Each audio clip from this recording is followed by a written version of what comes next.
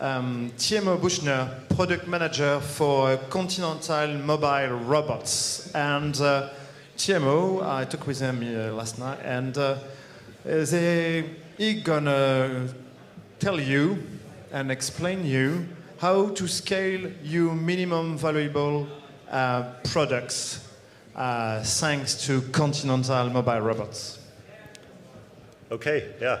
Thank you for the kind introduction, and thank you for joining this session. So, yeah, today I want to talk about how to successfully scale your MVP. But let's first have a look at what Continental is doing. So, Continental numbers, we have almost 40 billion in sales, roughly 200,000 employees, and are active in over 500 locations around the globe. So yes, we are quite a big company.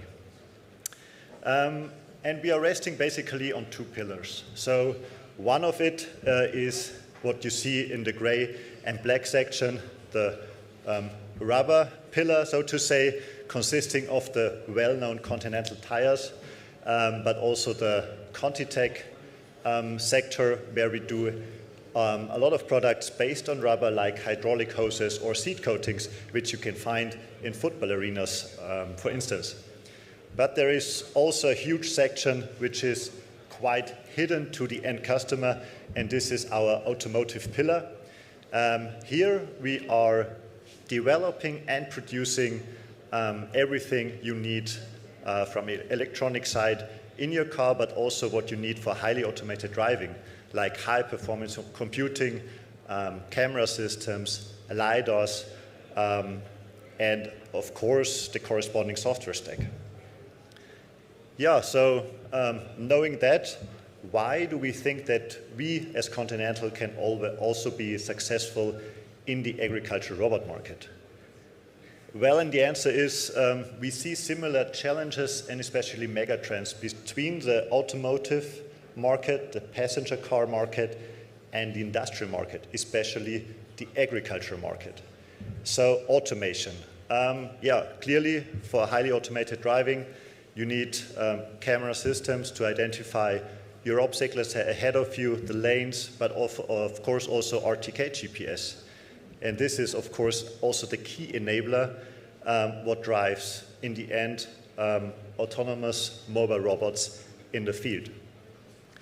Digitization, it's, I guess, even more than just a mega trend for agricultural robots. It's basically the foundation, because that's the only language our robots will understand. Yeah? So you need to have everything digitized, coming from the field map, your field boundaries, your application map, and also your whole fleet mission parameters. And what we also see out in the field, there is electrification happening also in agriculture, not just in the passenger car. And electrification we see nowadays not only for the autonomous platforms, but more and more also in the implements. Why? Because this just gives us way better controllability. So yes, we have similar technologies and market needs between the two markets. So, answering the why, let's come to the how. So how do we bring now this benefit, this technology from the passenger car to the agricultural robot market? And yeah, we start with a very solid fundament from all our automotive technologies. We know that we cannot just take ECU, a sensor stack out of a passenger car, put it in a robot, agricultural robot, and expect to work, that it works right out of the box.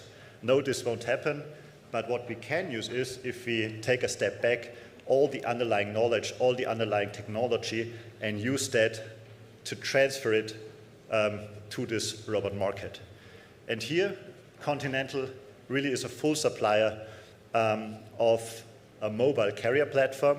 You can also visit us at the booth 14 to have a look at.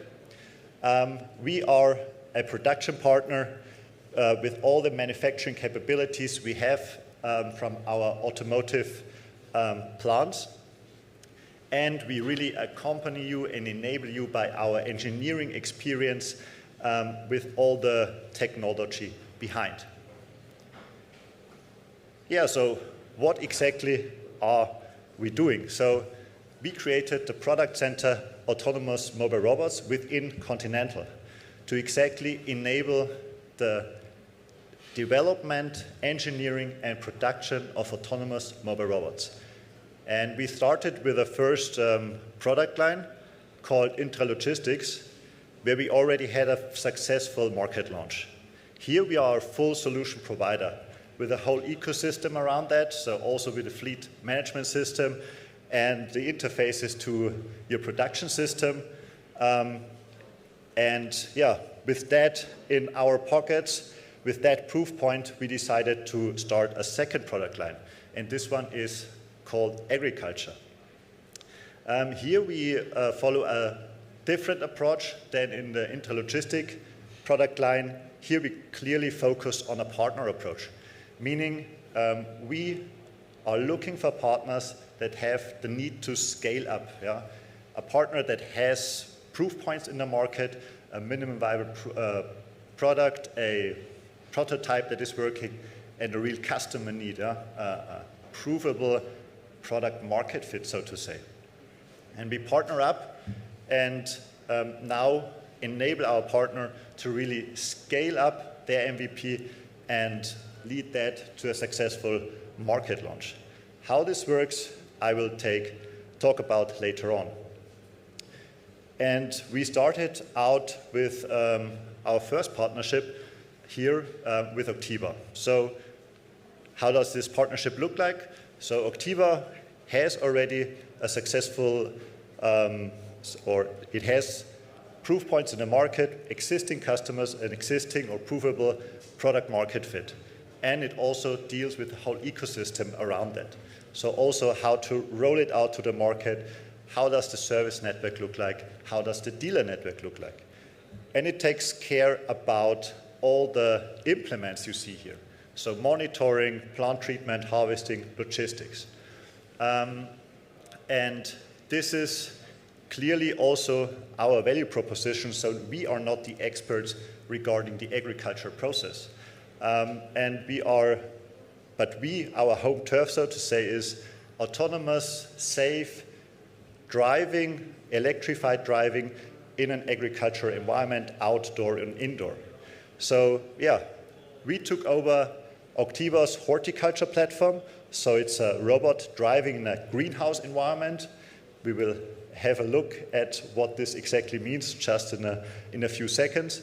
And we took their platform, had a look at it, had a look at their requirements, the customer needs, analyzed the stakeholders, and really did the serious development and the industrialization so it can be produced at scale in our production plants.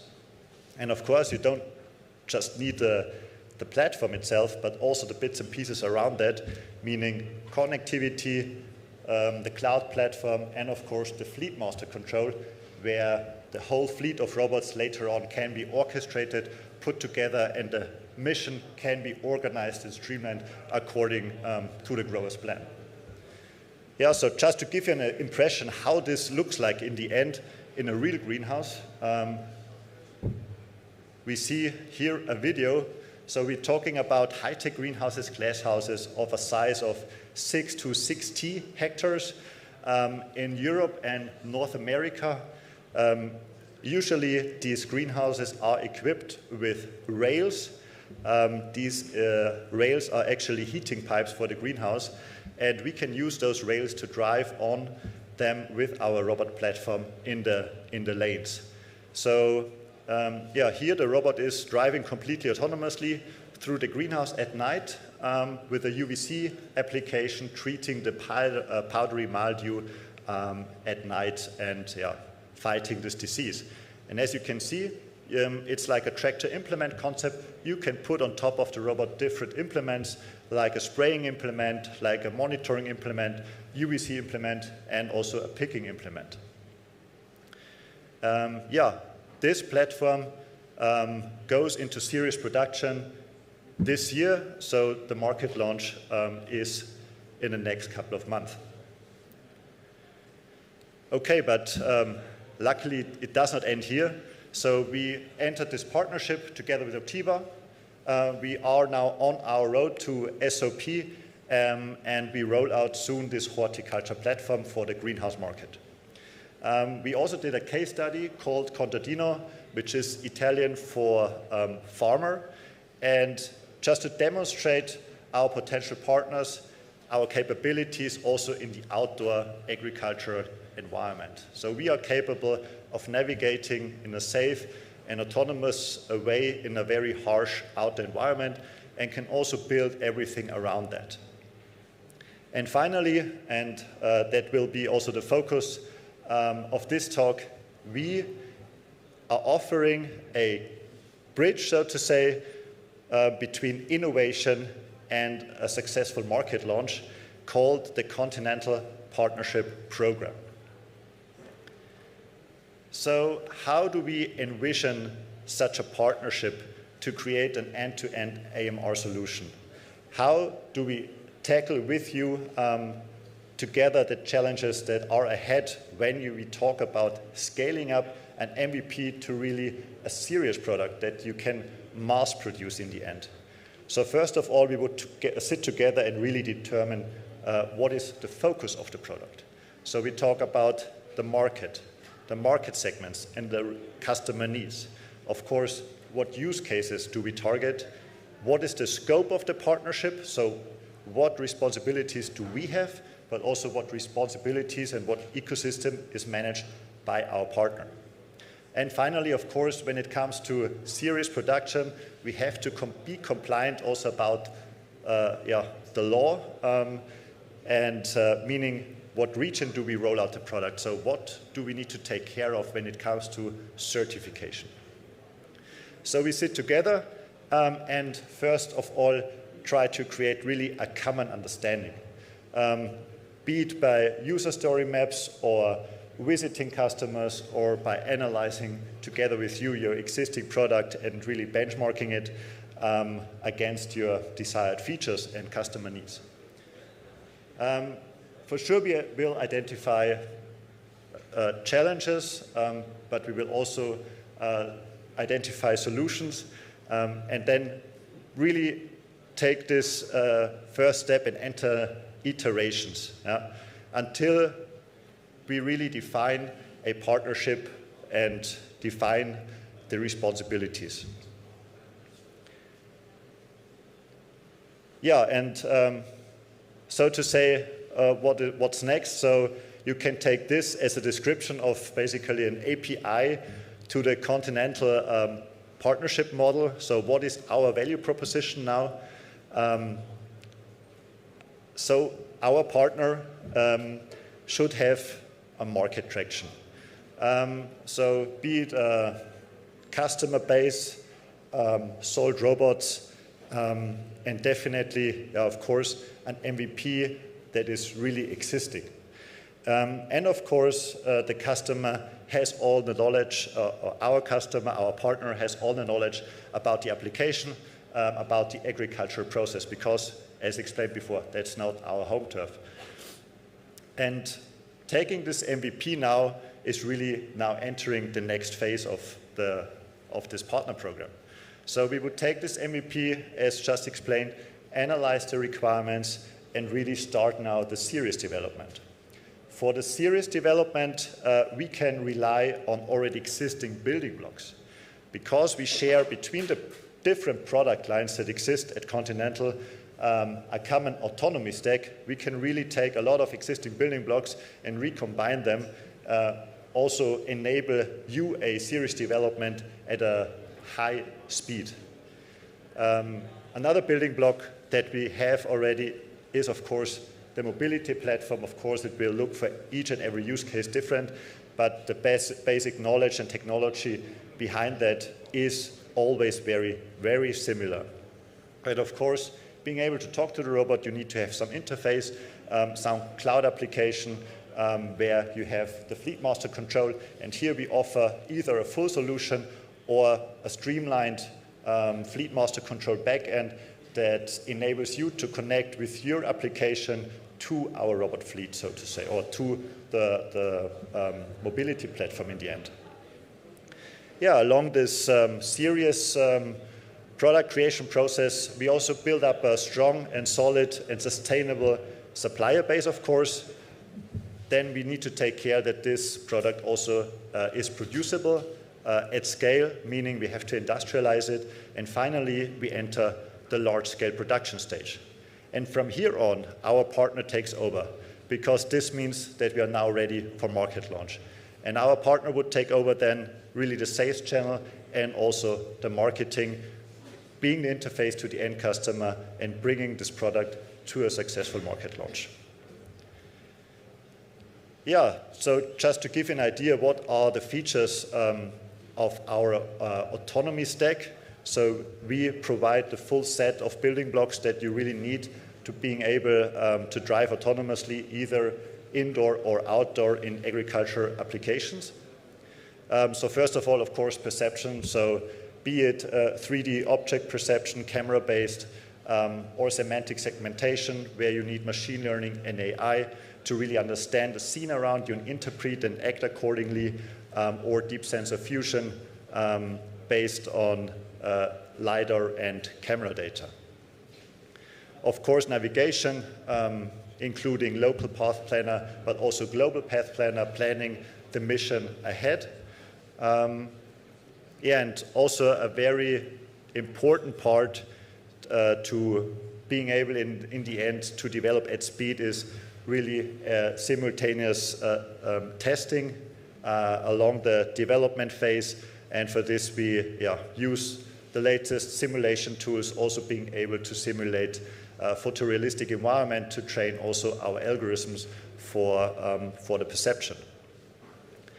Of course, mapping and localization is an important part, enhanced RTK, GPS, but also a trafficability estimation. For instance, when you drive autonomously with your robot outdoors, you have to estimate, okay, can I go over this water-filled puddle in front of me, or do I have to drive around that?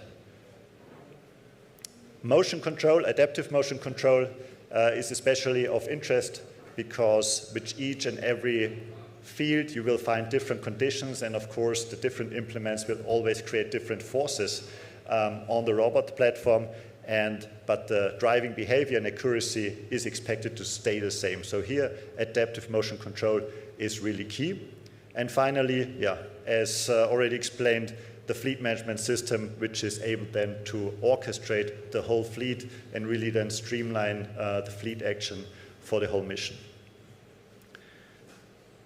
And then it's finally time to produce the robot. So while we are designing and developing the robot, we are heavily using simultaneous engineering. What does that mean?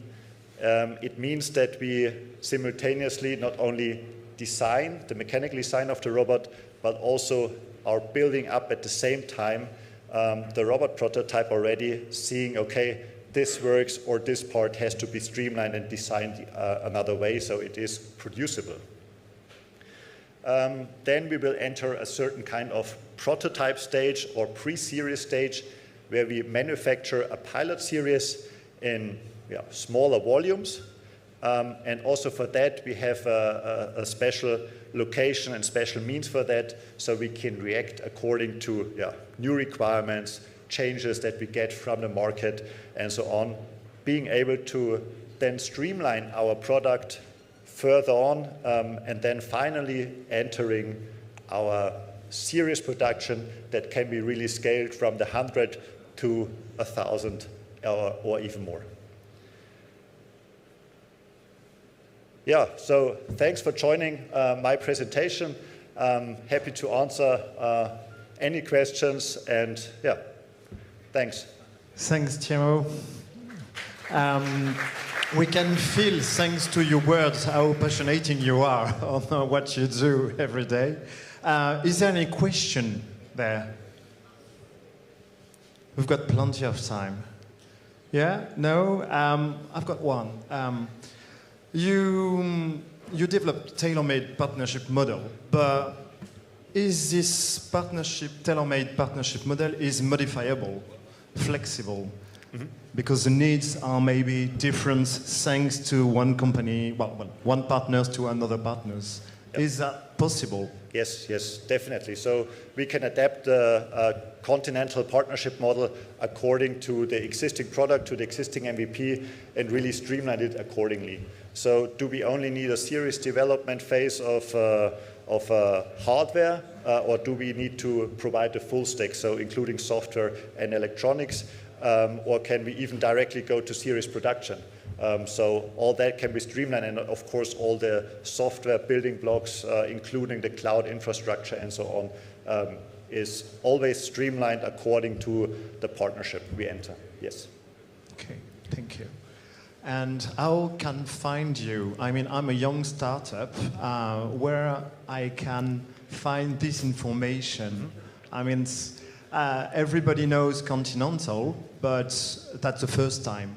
Yep. But yep. Me, for myself, I heard about that, and I found this very interesting. I'm working for a competitiveness cluster, and I didn't know that. And in fact, you could help many young companies, startup. We try to help them to scale up. So, you work with cluster? Do you work with cluster as well? Or? So far, we don't. Yeah, but that's also why we are here. So, you can find information on our webpage. It's called Continental Mobile Robots.com. You can also just Google it. And of course, that's why we are active at the different shows and explaining it to potential partners. And this is a special unit, I suppose. And this kind of unit is spread all over Europe, all over the world. How? Yes, so it's a true global approach. So we are open to any partnerships around the globe. So no restriction to location. Yeah. Okay. Other question? Yeah, thank you. Is there also a limit or an expectation from Continental in the number of partnerships you would like to accept in the coming 5 years? There is no certain number or limit or baseline, so to say. Our goal is to create sustainable business and really enable our partner to be successful. Yeah. Other question? I've got last one, maybe. Have you got a stand here? If I want to meet you, have you got a stand? Yes. Yeah. Yes, we do. So just right across the street, enter the tent. It's right at the entrance, number 14. Thank you. Thank you, Thiemo.